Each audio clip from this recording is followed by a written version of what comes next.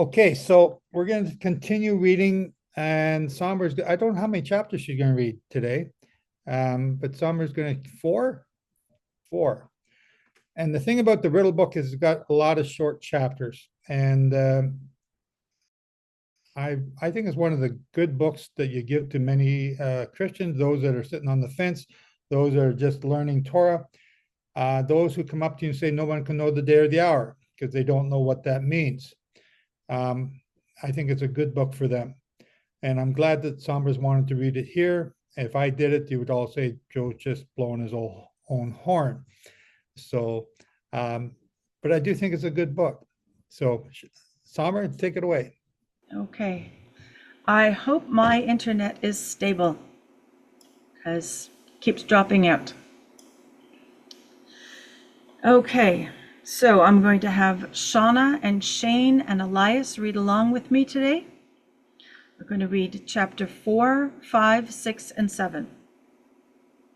Chapter 4 is called Few Are Chosen. Why is Yeshua depicting spiritual truth in a manner that we do not understand? Yeshua explains the answer to this in the wedding parable in the Gospel of Matthew.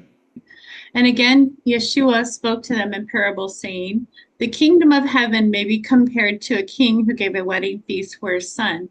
And he sent his servants to call those who were invited to the wedding feast, but they would not come. Again, he sent other servants, saying, 'Tell those who are invited, see, I have prepared my dinner. My oxen and my fat calves have been slaughtered, and everything is ready. Come to the wedding feast.' But they paid no attention and went off, one to his farm, another to his business, while the rest seized his servants, treated them shamefully, and killed them.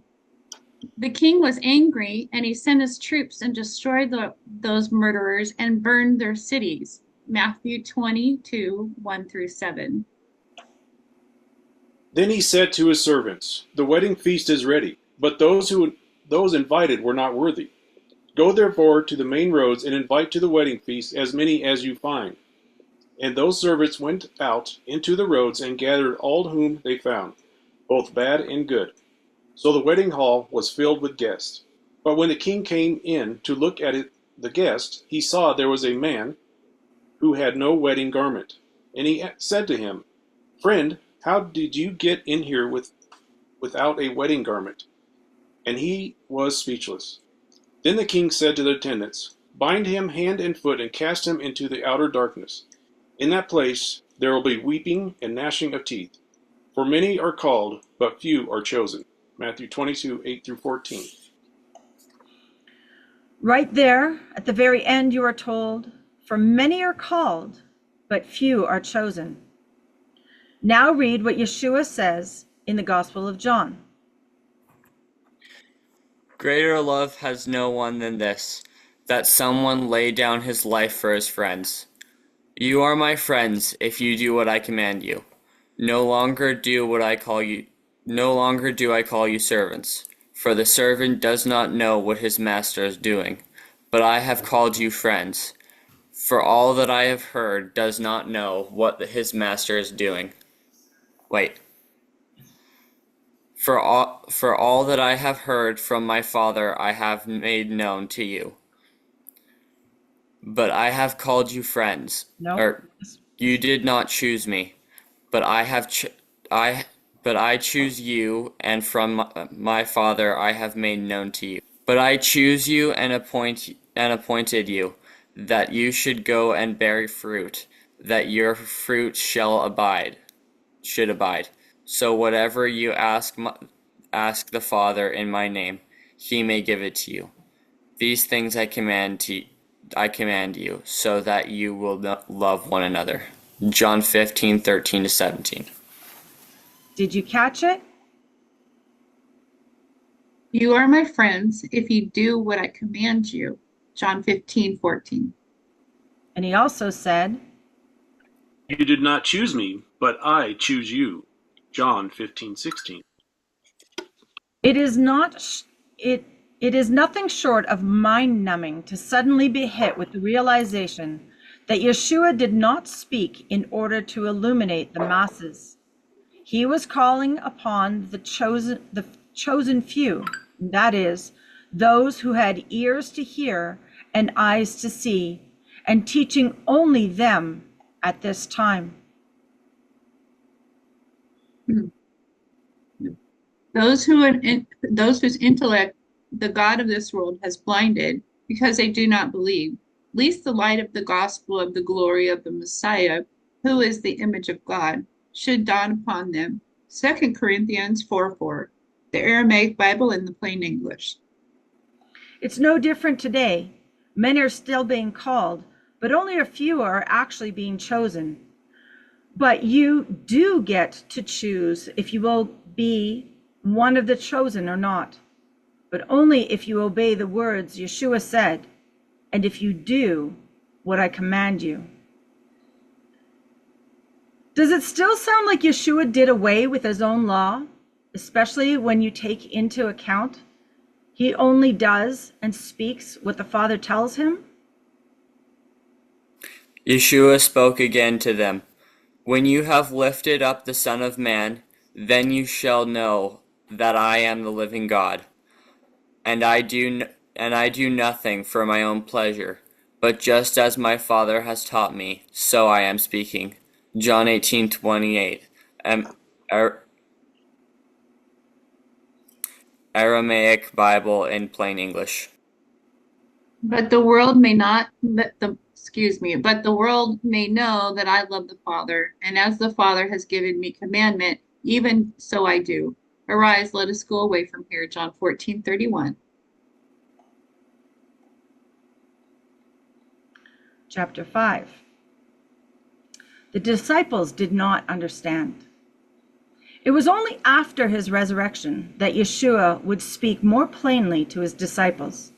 Before that, as you have read in the previous chapter, not even they understood the full import of what they were being told.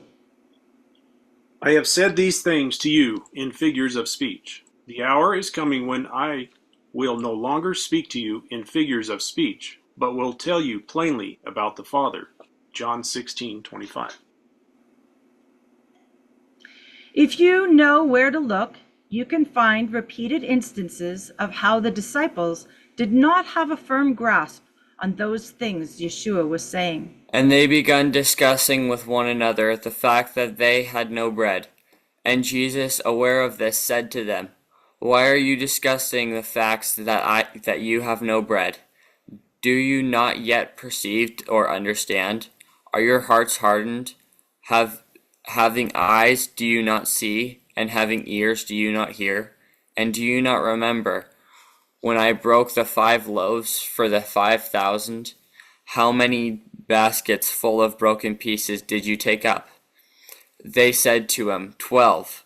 "And the 7 for the 4,000, how many baskets full of broken pieces did you take up?" And they said to him, 7.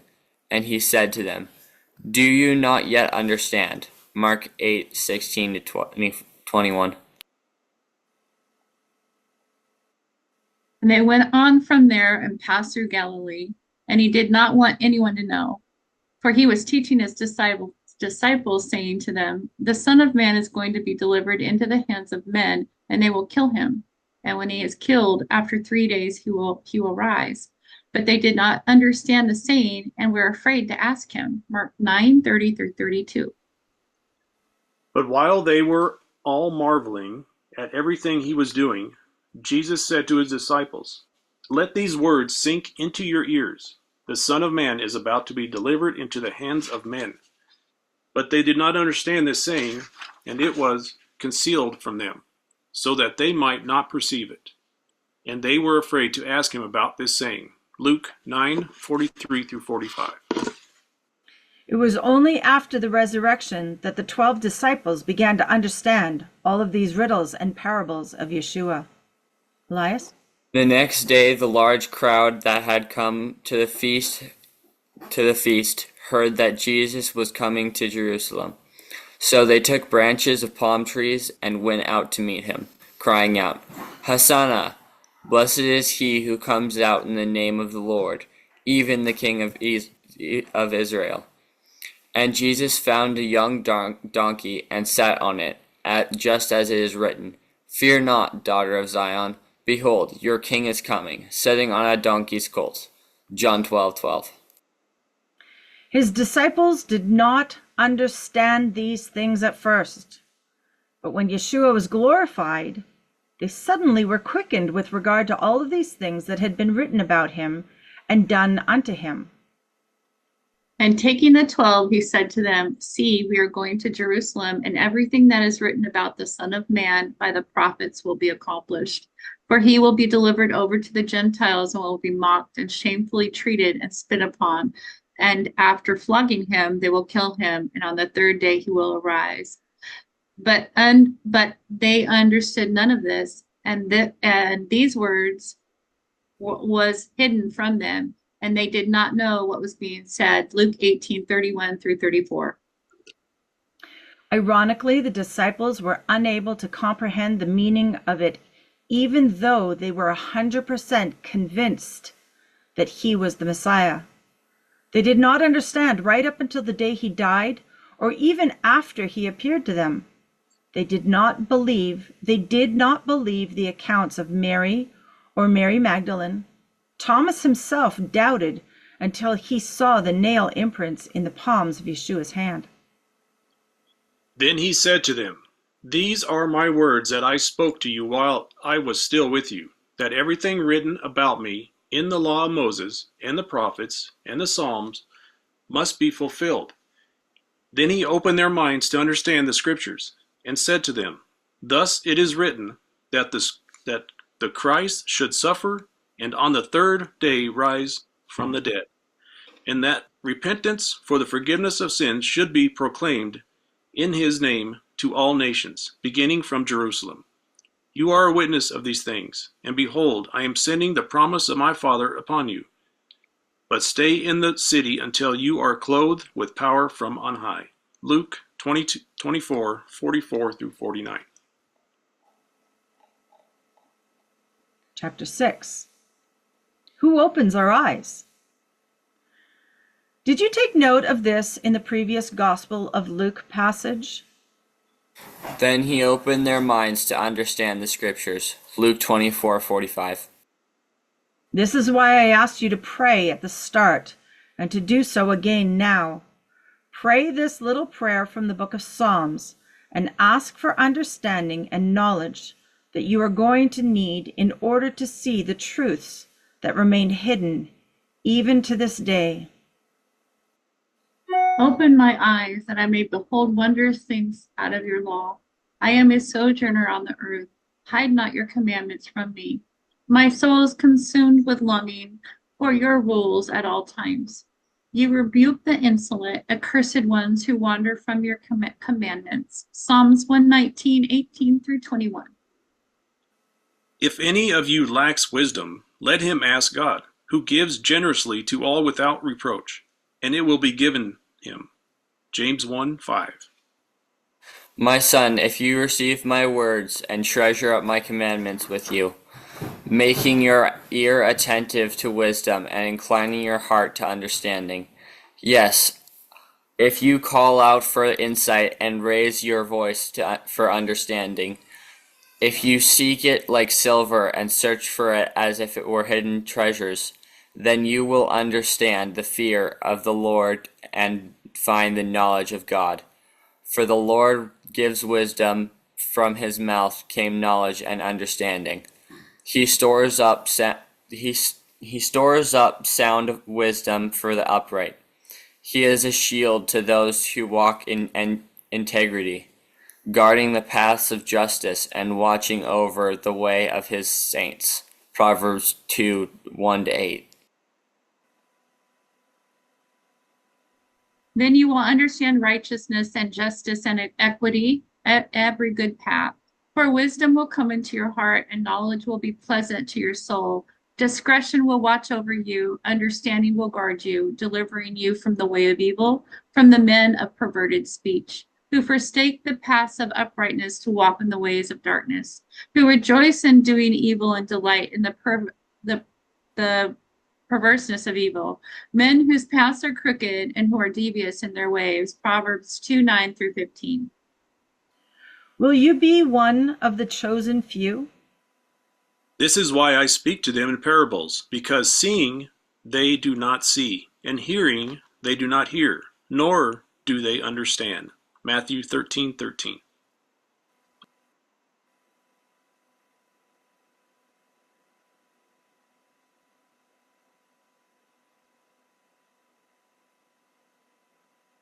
I can read it.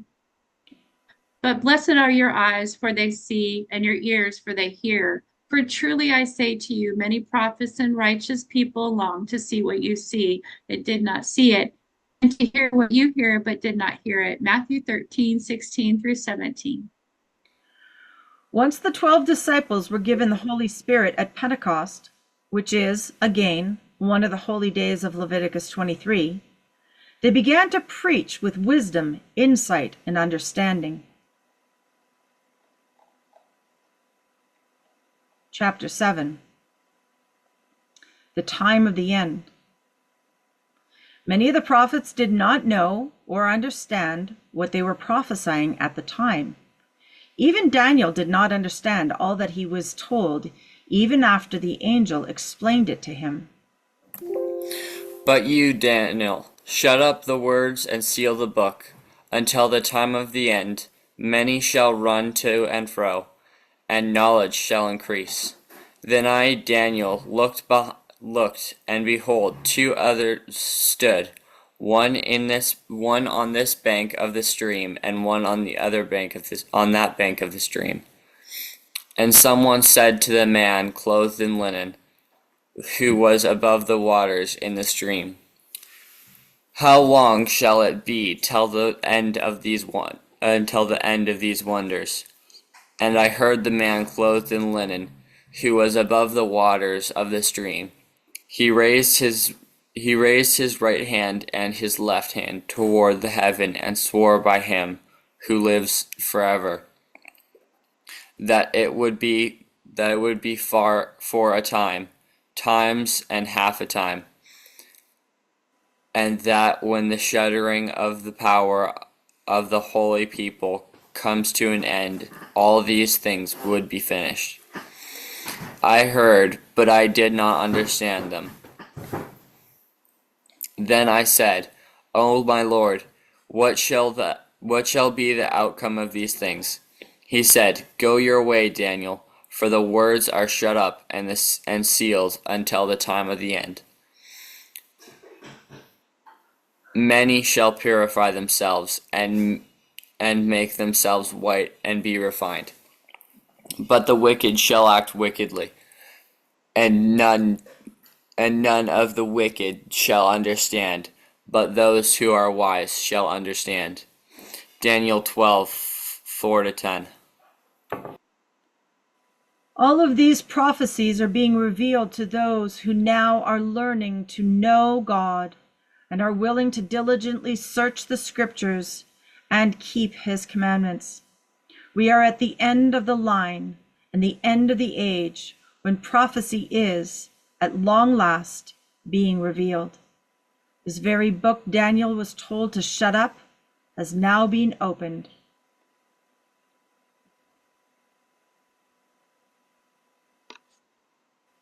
I'm not sure.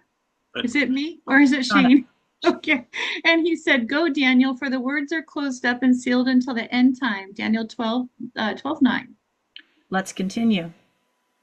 When I, Daniel, had seen the vision, I sought to understand it, and behold, there stood before me one having the appearance of a man, and I heard a man's voice between the banks of the Eula, and it called Gabriel, Make this man understand the vision.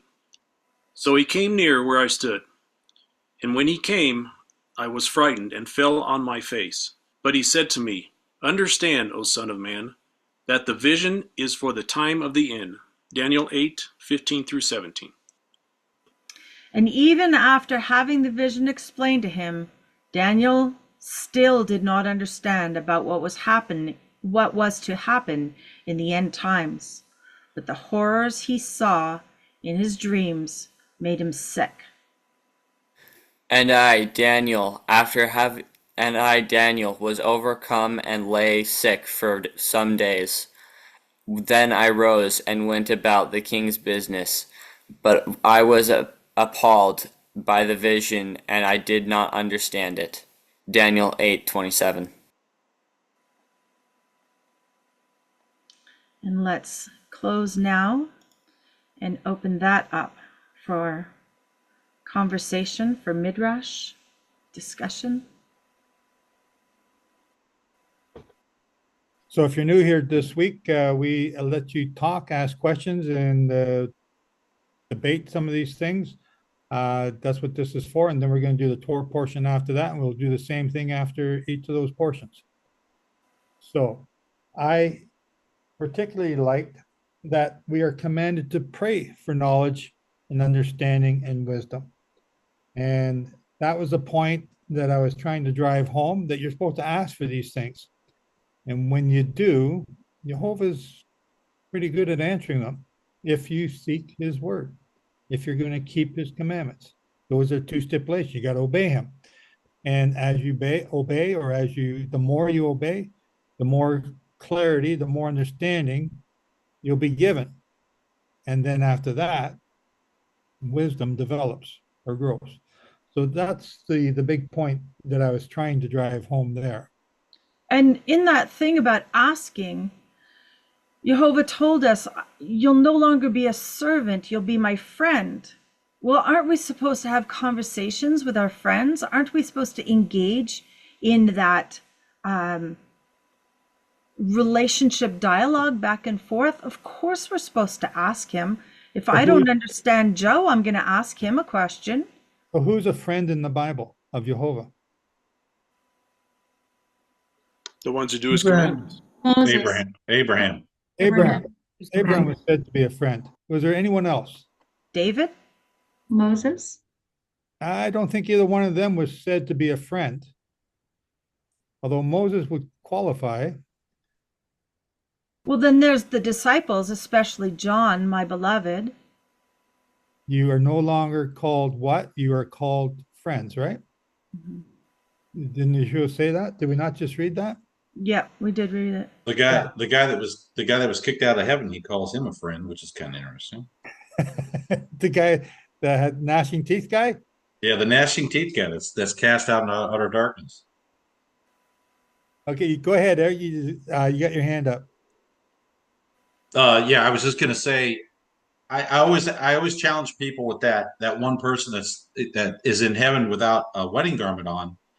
The question is, how did that person get into heaven, and why is he in heaven? And the question like I just brought up was, why does God call him friend and then bind him and cast him into outer darkness? So he asked him a question. He goes, "Where's your wedding garment?" And I'm going, the only one that I know of that has access to heaven right now, that he didn't die to clothe the wedding garment, would be Hasatan. So I'm wondering why he's calling him friend. And then if you read in Revelation, there's a certain point at which Satan is cast out of heaven to earth, and he knows that his time is short. And I think one of the reasons why he knows his time is short is because there's this wedding in heaven, and wedding and the earth are tied together. So he knows if there's a wedding in heaven, then eventually there's going to be a wedding here on earth, and he still doesn't have that wedding garment. So and listen, if someone wants to disagree with me that that's not Hasatan, I'm going, great, disagree with me. Then who is it? Give me another alternative who it is. So that was what I was going to bring up. Eric stirring up his own pot.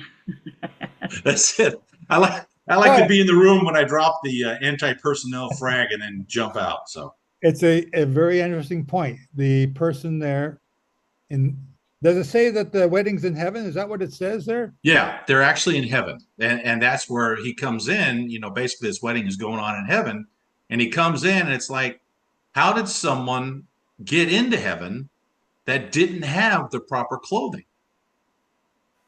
And the only one that I can come up with is Satan, who has access to heaven right now, because he's going to accuse us. It talks about that the book of Job talks about Satan being among the sons of God, and he comes and he is coming to God, and asking, they're having this conversation about Job, and he says, "Have you considered my righteous servant Job?"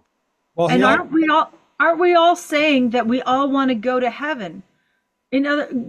What we're saying when we say that is we all want to be like this guy who's talking. But if that's like Hasatan, I don't want to be like him. Right. I want to In be at other the wedding words, feast here on earth. right. But in other words, what's interesting about it is God doesn't treat, if that is Hasatan, and it's an assumption I've made, but if it is, he treats him with real respect. He doesn't talk down to him. He doesn't call him his enemy. He refers to him as a friend. And I'm like going, that is not how I would handle someone who has been against me for the last, now in God's eyes, it's 6 days or 7 days, but someone who's been my arch enemy and basically trying to steal the souls that I've created, I don't know if I could call him friend. That would be difficult. Does it not also say, and I want to say Zechariah, but I'm not sure where it is, I got these wounds in the house of my friends? Yeah, yeah. But that could be us wounding him because he decided to die naked instead of because we made ourselves naked. He could be forsaken because we won't be forsaken if we accept the sacrifice. He wore the crown of thorns because we're the ones that created those crowns of thorns. So there's a lot of things that was applied to Yeshua that because he took them on, we as believers don't have to suffer that because he took on the curse where we should have. Yeah, and Patty says, remember that this is a parable. But parables have spiritual truths. That's what he says. He Yeah. says, I've hidden mysteries that have been before the foundation of the earth, and I speak them in parables. So these parables are teaching us something spiritually true. But just as Joe's book is talking to us about the fact that things are hidden and we're not all going to understand. Again, like I said, if we all desire to be like this fellow who's in heaven and we all want to go to heaven, well, that's not the goal. The goal isn't to go to heaven. The goal is to be the bride here on earth with him, to get to the wedding feast and to be the bride. The bride. Well, but don't you consider, like when it says we'll meet him in the air and we'll be with him forever? Well, if Yeshua is descending to the earth, where is he going to? Is he going back to heaven or is he going to go to Jerusalem? And if it says we're going to be with him forever, isn't he accomplishing the promise that he would make? He says, I who scattered my people will gather them and bring them into the land. To me, when we're resurrected, we're all going to the land, and eventually earth will become part of the kingdom of heaven like it was before the fall. Isn't that the goal of what God's trying to do, is to renew all things to the way it was before the fall? Yes. So in other words, people go, well, I'm going to be resurrected. I'm going to meet him in the air. Okay, fine. You met him in the air. It doesn't say then we go to heaven. It just says we will be with him forever. Well, in my mind, when Yeshua descends with a shout, he is going to go and he is going to go to Jerusalem, and he will then rule and reign in Jerusalem. Or again, some people believe it's David. That's fine. Either way, someone of God's choosing will be ruling and reigning for 1,000-year millennial reign in Jerusalem. It says we will be where he's at. What I don't know is, will we be in the physical realm or the spiritual realm? I just don't know. I haven't been able to answer that question. Let me get Danny in here. Go ahead, Danny. I just want to add the part we're in, as far as those that are wearing dirty clothes. Basically, it's not wearing the correct garment. I equate that to Ezekiel 20. If you go to Ezekiel 20:33, it will actually say that they will be, all of those people that are there is going to be passing through the rod, and those that pass will be separated from the goats and the sheep. And that's the what I equated to be as those. How come you're not wearing the right garment for the wedding? Well, the wedding is Hosea 2. If you go to Hosea 2, well, they were sent over to the wilderness, and I have an idea where that wilderness is if we are to heed the verse in Isaiah 46 verse 10, from which we will know the we will know the future from what happened from the beginning. Where was the covenant? Hosea 4:6, you said, or No, Isaiah 2. Hosea 2? Yeah. Hosea 2 verse. Okay, let me go over there. So I'm just trying to follow up with what you're saying as you're saying it, and you lost me here. oh, I'm sorry. So if you go to Isaiah 2 and you go to verse 14, starting from verse 14 up to 23. Okay. Okay, so okay, carry on, Danny. I'm just trying to keep up with what you're saying, checking your verses. I don't believe anybody. okay, that's fine. So Hosea 2, starting from 14, if you read through that, you'll find that the covenant is being given. And in the covenant, I think it's in verse 18, in that day I will cut the covenant for them with the beasts of the field and with the birds of the heavens and with the creeping things of the ground. Those are metaphors that was used in Acts 10 and 11. You remember Acts 10 and 11, wherein Peter has a vision of the sheet, and the animals that were there are exactly what was described here. And what was the actual interpretation of Acts 10 and 11? Those that are unclean are now made clean, and those are actually Gentiles coming to the faith. Okay. So this is basically the covenant being given to them, and it's going to happen in the wilderness. Well, when was the Mosaic covenant was given at what place? Everybody should know it's Mount Sinai. And of course, if we are to follow the Hebraic, not the linear thinking of Greek, but the Hebraic, then we will have to think that this will happen again. The actual covenant is going to be given at the same place, like what happened in Mount Sinai. It's going to be over there also. And it's not a new covenant, it's a renewed covenant. It's the same covenant, but we talk about it over and over and over again.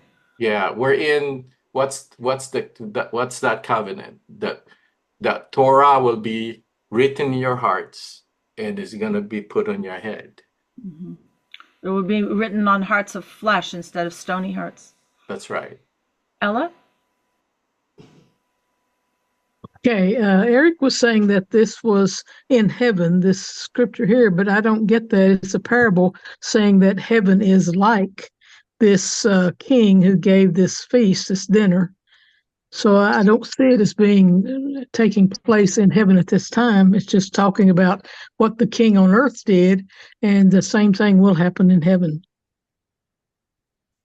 Can I jump in here and just remind everyone the holy days, give you an idea of when this is going to take place?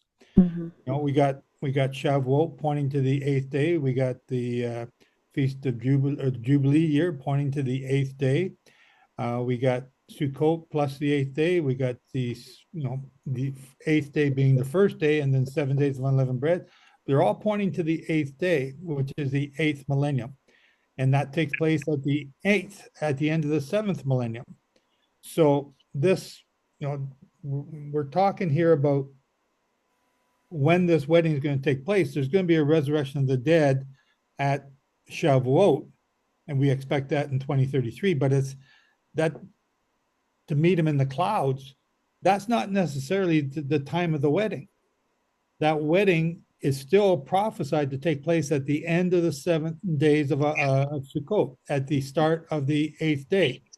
So that indicates to you it's the end of the 7th millennium and the start of the 8th millennium. So, it also says in Zechariah, I believe it's Zechariah, that he's going to lead Israel through the wilderness with David leading them. This is the 3.5 years during the tribulation, and they're going to be coming from, what's the name of that place? Not Petra, but the other one. Micah 2, I forgot what it's called. So one of the things I see a lot of people doing, and I'm wondering if we're doing it here right now, is meshing all the prophecies into the tribulation all at the end time, when they're actually not all applied there. They're spread out over the next number of years, but then over the next 1,000 years, and then at the beginning of the 8th millennium. So we got to be careful to separate them out. Look at the holy days to define when these events are going to take place, and try to apply the prophetic teachings or even the parables to those times, and then Well, separate them out. that's the really important thing of the timeline, is that it does help you clarify when things are going to happen, so that you can have all these prophecies properly laid out in your brain. I mean, we still have to work them out. We still have to, study and analyze the chart. Just because you've got the chart in front of you doesn't mean you understand it. But the more you look at things and the more you understand the teaching and the message of the Leviticus 23 feasts, and understand that love letter, in a sense, what it's trying to say, and then piece it out over time. Like Danny said, it's a cycle. We do it over and over again. Why do we do it over and over again? Because it's trying to get the message across of what is going to happen. As Eric said, for God, it all happened in 6 days. Well, 7 days. And then there's the 8th day. The 8th day is when we're going to be wed with him. We're going to be reunited with him. We're going to be made one with him. And that's the beginning of eternity, right? So the name of the place is Basra. Thank you, Mike. This is why the beginning of this book, I'm pushing, and I still push it today, that you pray and ask for knowledge. Knowledge is the first thing. That means you got to open up a book and read it. And then understanding, you got to understand what you've just read. And then wisdom, which comes from applying that, connecting the dots, understanding the meanings of the words, the deeper meanings of the words, and what those words are actually saying, not always exactly what they've been translated. So to gain this knowledge, to gain this understanding, you got to understand the holy days. What do they mean? What is the purpose of each holy day? Okay, Jesus is killed at Passover. No, that's not it at all. It's much bigger than that. The Jews still don't know why we keep trumpets or why we keep Shemini Atzeret. It's okay, they've made stuff up.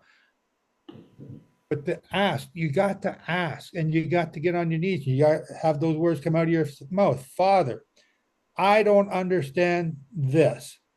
Help me to understand this. Please give me the knowledge and understanding of this subject that you're talking about. I don't get it. And, humble yourself. Not everybody's an Einstein. Even Einstein got on his knees. Eric. I just wanted to address that issue. I don't take necessarily that parable and saying that it didn't happen in a certain place, except for what Revelation 12:7 is. What I'm doing is I'm tying the two of these together. When I read Revelation 12:7, it says, "And war broke out in heaven. Michael and his angels fought with the dragon. And the dragon and his angels fought, but they did not prevail, nor was a place found for them in heaven anymore. So the great dragon was cast out, and the serpent of old, called the devil and Satan, who deceives the whole world, was cast to the earth, with his angels were cast out with him." So where do you see this occurring? Because in my mind, I see this occurring prior to the millennial reign, at the end of the 6,000 years prior to because this is the time where Satan and all the angels that follow him will be bound. Is that how you see this particular? I see this as at the beginning of the 6th millennium. I can see it at the end of the 6th millennium. I can also see it at the end of the 7th millennium. I see it in the Leviticus 16 goat, the Azazel goat being thrown off the cliff. I see it in all those different places, teaching us how to understand that. Revelation, is it Revelation 9, talking about this thing that comes out of the pit. It's coming out of that pit that he's going to be thrown into. what's the connection? What's the pit? And for me, that pit is the Azazel Valley. And yeah, these are all the connections I get from that scripture. So, like, is it one set? Is it fit one particular place and time in history or in the future? Yes and no is my answer. And so, like, yes and no. It's, we've got different events taking place 2-3 times on these holy days. And each of these 2-3 time events, they're different, yet they're the same. And they're connected, but they're different. And to explain it is like, I can't. I just know that they're connected, but they're different. Right. And so what I see here in my mind where I'm at right now is I believe that this is happening prior to the millennial reign, the last 1,000 years. This is when Wait, hang Satan, on. Which this are we talking about here now? the Revelation 12:7, where Satan is Satan's cast. being cast out. Okay. Right. In other words, this That, is also that'll eventually come to complete right. fulfillment at the Right. end of the seventh. Exactly. Right. And at that point, I think that's when Satan and everyone who has rejected Christ will be cast in the lake of fire. In other words, they're going to be destroyed in my mind. That's where I'm at right now. Okay. But I'm not saying I can't change. But then what Hang I on, did, I've seen you change, so I know you can. only with the help of God, that's for sure. But the point is, I take this, him being cast to earth, and I associate it with God showing up saying, "Where's your wedding garment?" And I associate that being in heaven. And in other words, every time God judges Satan, he never says a word. He has nothing to say against the Almighty. He's smarter than that. He knows not to try and debate him. So I see this parable. Is it a parable? Absolutely. But I think parables have spiritual truths. So when Yeshua died, he didn't die to clothe the angels that made the choice to redeem them. He died to redeem us. And so basically, they've already made their choice. In the end, we'll judge them, but they've already made their choice. He didn't die to redeem the angels. Therefore, I think that's the reason why I think this is Hasatan in heaven, and there's this wedding going on in heaven. And at that point, he's cast to earth, but Revelation picks it up saying, when Satan is cast to earth, I believe one of the things he's going to look for, this is the way I think he's going to think. I could be wrong. But he basically says, if I can take out the bride, then there'll be no wedding. And I think that's why he goes after the bride of Christ. Well, I think in that part, I think you're 100% right. He's trying, Right. He's taking out Israel. Right. Taking out But Judah remember, right there's three, and to me, there's three. At that point in Revelation, there's going to be three separate daughters of Israel. There's going to be those that just believe in Yeshua alone. There's going to believe those that believe in just the Torah alone, but the new creation, something that is going to be new in Revelation that we haven't seen in the past, is those that are the bride, that are the church of Philadelphia or the congregation of Philadelphia, that believe both in Yeshua and the Torah, believe in both. That is going to be the bride that Satan is going to try and take out. Well, that's exactly why we've got the parable of the 10 virgins. Yes. Some of them are wise and some of them are foolish. Right. They're all the bride. They're all sitting around waiting and expecting for their bridegroom to come. Right. They all are aware of who he is. Right. But what's the difference between the first 5 and the second 5? Wisdom and foolishness. Right. And at a certain point, the flame of the foolish bride is going to go out. Well, basically, they don't have it. They just don't have that oil. And the Well, way I look at that, she had oil. That's why she was there, and she was sitting around waiting.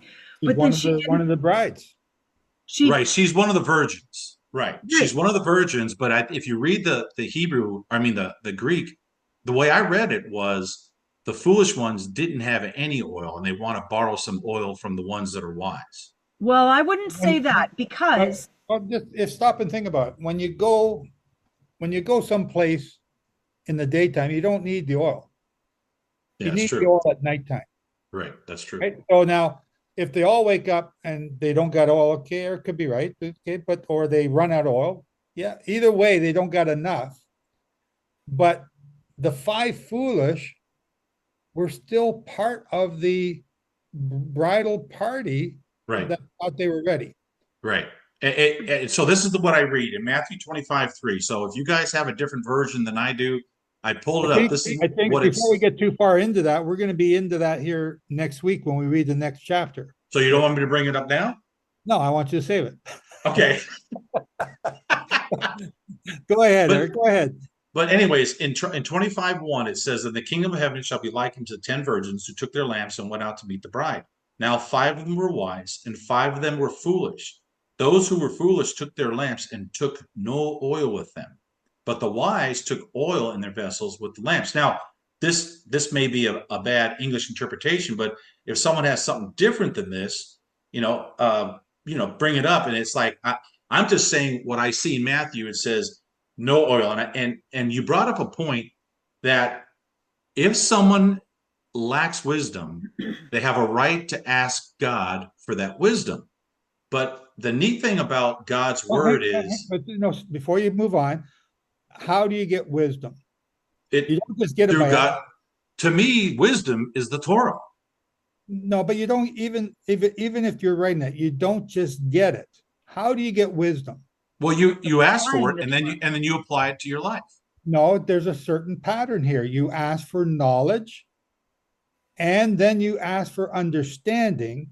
Okay. And wisdom is given to you. Okay. So asking for knowledge, that requires you to do work.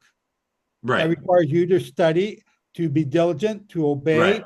to move your feet, keep holy the holy things, and to study. And then knowledge, what we're doing here, our bantering back and forth, it gives knowledge to some people who don't know these things, right? But it all comes with time. It comes with investing your time. Right. Then you get the wisdom. Right. But the point I'm trying to make here, which I'm not disagreeing with your point, but when you ask for wisdom, and like you said, knowledge and understanding with understanding. Okay, fine. I don't have a problem with that. But God has set it up like he has always set up things in the past, that if I believe that the law of God is done away with, am I going to ask for it? If I believe that the law of God no longer applies today, am I going to ask for it? Of course, he has made right. You're already full of yourself. Exactly, and so you're basically making yourself dumb by not asking the wisdom that comes from the only source from God. Just call people dumb. No, I'm just saying. I'm not calling anyone dumb. This is not call people dumb. I'm just saying you can make yourself dumb if you're arrogant enough to think that somehow the laws of men supersede the laws of God. You can make yourself not hear, which is dumb. So I say it all the time, and I get, oh man. Yeah, but there's a dumbness. Nobody says nothing. Yeah, but there's a dumbness where you can make yourself not hear the word of God. I don't mean like the dumb as compared to smart dumb. I'm saying you can make yourself dumb and not hear what the Ruach is trying to teach you about the laws of God. So in other words, you have done it to yourself. You've made yourself to where you cannot hear, and in not hearing, you're passing judgment on yourself, saying the laws of God. And I've heard guys say this: the laws of God are like dung. And I'm going, there's no place in the scripture that says that. No. But that was his opinion. Yeah, let me get Sarkis in here. I have two thoughts about the oil and the version, the foolish and the wise versions. Okay. The oil, it could be, is the foolish ones did not use a pure oil, because you can have both of them olive oil, but one, it's not pure. That means there are sediments in there, there are impurities. It will run out faster because it will burn. There'll be less pure oil in there, and therefore the duration will be less on the one that's impure versus pure. The pure will last longer. Okay, that's one. And the way I look at that, I look at Leviticus 24 when it talks about Aaron to set up to put the oil in the menorah, the lamp, and it says pure oil. And that means there's no contaminants, there's no impurities. And And so then I go back and say, what's the true definition of wise and foolish? If you look at Proverbs 14, verse 1, it says, a wise woman builds her house, and a foolish one destroys her house. And if we look at the definition from the whole perspective of the book of Proverbs, what do we see? Is the foolish ones do not keep the commandments. They always try to skirt it. They don't like it. They don't keep it. They try to avoid it. And they're so simple that they mess it up. They're naive. Versus the wise ones they love the commandments of God. They love to keep them. They chase wisdom, and they want to learn and be wise. And so the definition of chapter 14:1, it's about, would the Messiah take a wise version over? I mean, would the Messiah take the foolish versions who will destroy his house? And that is where the question should be is, wait a minute, just like the tares are growing with the wheat in the field, both of them have to grow together. But when harvest time comes, they are separated. And the wise and the foolish versions are separated when the time of the Messiah is coming. That's what to look at. And when I look at the oil, there are impurities. And when you're burning it, it builds up. Eventually, you can't put enough oil in the container because there's so much impurities in the bottom that you're not putting enough oil. Okay. Yeah. Okay. I'm going to ask, related to because you caused me to ask a question here. Why? So we're talking about chapter 23, the holy days. Then we're talking about chapter 25, the holy years. And in between is chapter 24, which is talking about the oil, then the bread, then stoning this guy that takes God's name in vain. Why is 24 in between those two? Why is the oil and the bread in between those two? Leave out and that's where the Matthew 22 comes in, the parable that you were reading from the chapter. And it's about the king coming in and setting up a wedding, and he sends messengers to his people. Matthew 23, I think, or 22. What's that? Got the bread and the oil for the wedding? Is that what you're saying? No, what I'm saying is, if they're foolish. Okay, who would reject the messenger of a king? The invitation, man, send me one. I will come. I mean, that's something that is first of all, it's offensive to the king to reject his invitation, and second, you're missing out on an opportunity to be honored before the king. And that is, there are issues here where honor and shame, and in that culture, if you don't understand that, you're missing out on all of that.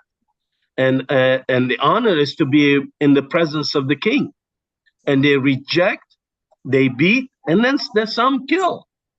I mean, what they're asking for, that's foolishness.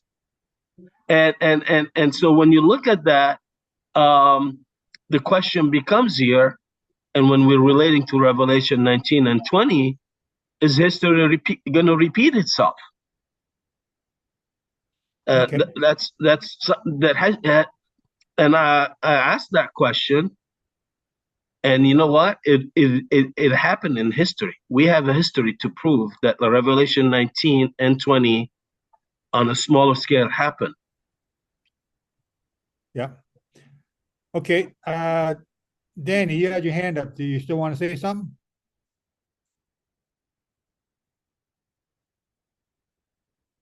Or did you forget? Okay. Samsung, is that Bobby? Samsung? Oh, that's me. Okay. Hello? Sorry. I'm back. Go ahead, Danny. Danny, go ahead. I'll give you the floor. Go ahead. You're muted. Okay, Paul, go ahead. We don't know what Danny's trying to say. It's all right. The other thing that why they didn't have enough oil, they didn't exercise their understanding and obey the commandments as the way he said. What happened? They went out and bought. What was the day? It was a high holiday. It was an action of sin to buy on a day that was said, do not buy on this day. Do not go and make people work on this day. You can work right up until the end, and all of a sudden, boom, you've not made it. Yes or no? There's a problem here, because it said, God said, you shall be cut off. You shall be. Not just maybe. We're looking at down the track and rearrange everything. It's a question of either there are some going to obey to the end, and there are some are not. So there's another aspect of the high holidays. They're put in place for a reason, that we persevere to the end on them. We dwell on them so we understand them, how they apply to us, and then we work at them as by exercising to obey as best we can. And as someone said, well, when I get up in the morning, I have to ask to be forgiven and go through the day. And every time I do something wrong, I have to ask to be forgiven. It's keeping our mind on Yeshua. So that's where I'm sort of looking at too. Okay, thank you. Eric, I'll give, I don't know if I want to do that, give Eric the last word before we move on, but Eric, go ahead. Yeah, I just wanted to point out, when they took those the fruit of the olive tree, and they made or drew or withdrew the oil from each one of those olives. This is what I understand from the Midrash. Hang on, who's they? The rabbis that produced the oil for them. That wasn't me. That was me. I've lost everybody here. Go ahead. Well, I was just saying, when they produced the menorah, this is what they say in the Midrash, or the I think it's the Targum or one of the oral traditions, that they would basically take the olive and they would poke it, and they would squeeze one drop from that, and that's, in other words, the first fruits that come from each one of those olives are the oil for the menorah. So it fits that I'm sitting there going, would they just take the best and the first? Would it be the first fruit? So yeah, I mean, it fits the pattern. Whether it's true or not, I don't know. But then they would use the rest of the olive for something else, for cleaning, for fire, whatever it was used for. But the menorah, if you look at where God placed the menorah, once you walk out from the outer court and the priest walks into the first holy, what illuminates the bread, which I believe is Yeshua, the showbread that's there, what illuminates that bread, the only light that's in there, is the light produced by the oil of the menorah. So the illumination, before you come into the Shekinah glory of God, if you're going into that next one, before you can approach the Shekinah glory of the Holy of Holies, you have to understand and consume the bread, the showbread, illuminated by the oil, or consuming of the oil with the bread, however you want to put it. But that oil was used as a way to illuminate that particular compartment, that area, before you went into the most holy, or the Holy of Holies. And that would illuminate your ability to eat the bread if that's what you were doing that particular day, or if they were working on the menorah. So if I bring that back to the foolish virgins, the oil that they're lacking is their light, is their light, their ability to apply the Torah correctly requires the direction and the revelation of the Ruach, or the Holy Spirit, or the oil. You need the oil in order for you to apply the Torah correctly. That's why he says, you shall apply my law lawfully. You shall judge justly. There is always two witnesses to God, to the Father's truth. To his truth, it is the direction of the Ruach, but the knowledge and what you receive from the Word. So those two together, the Word and the Ruach, allow you to approach the Father intimately. So you need both. You can't have one or just the other. You need both. You need two witnesses to approach intimacy to the Father. Okay, thank you. And I gave Eric the last word. We're going to move on to